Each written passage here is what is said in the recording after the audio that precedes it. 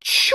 Bonjour à tous, c'est GLG et je vous souhaite la bienvenue pour votre petit JT du Geek, toujours en mode électrique. Aujourd'hui, gros plan sur une révélation qui secoue le marché des véhicules électriques chinois avec la tout nouvelle Xiaomi SU7 ou SU7, si vous voulez, un petit jeu de mots facile. On commencera d'abord par quelques chiffres, car oui, un engouement, on peut dire, comme un peu ces smartphones, 50 000 commandes en 27 minutes. Oui, la SU7 se positionne comme un sérieux concurrent pour la Tesla Model 3 en Chine, car son prix est surtout inférieur. Et on verra que les performances sont à la hauteur des attentes. Avec son autonomie impressionnante jusqu'à 830 km et un prix de départ qui défie toute concurrence à seulement 29 900 $, ou si on prend le taux de conversion, ça fait 26 000 €.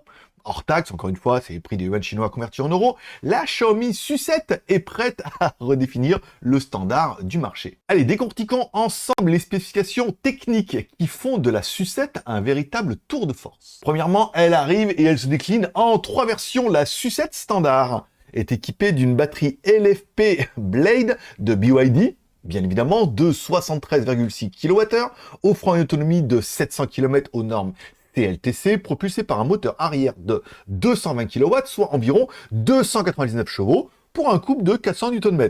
Pas mal. Pour ceux qui en voudraient un peu plus, on a la SU7 Pro augmentant la mise, il faut que j'arrête avec SU7.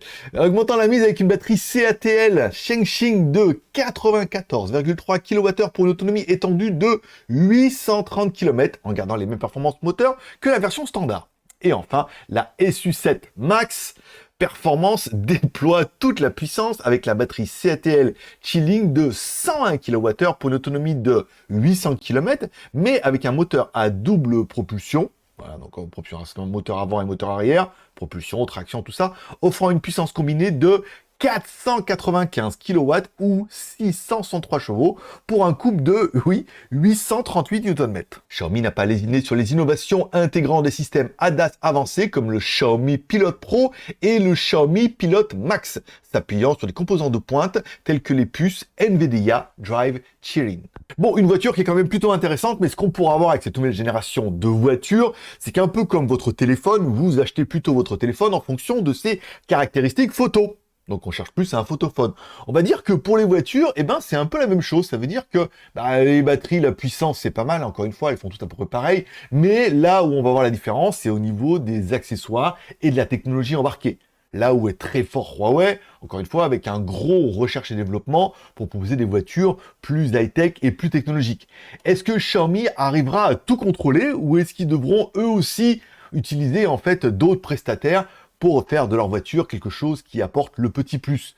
Parce qu'avoir une voiture qui tourne sur Xiaomi, c'est sympa, mais qu'est-ce que ça apporte de plus que les autres? Allez, que pensez-vous de la Xiaomi SU7? A-t-elle tout ce qu'il faut pour rivaliser avec la Tesla et d'autres grands noms de l'électromobilité? Laissez-moi votre avis directement dans les commentaires. Laissez un like ou un dislike en dessous de cette vidéo, de vous abonner si c'est pas encore fait. Moi, je donne rendez-vous demain pour votre prochain JT du Geek, toujours en mode électrique.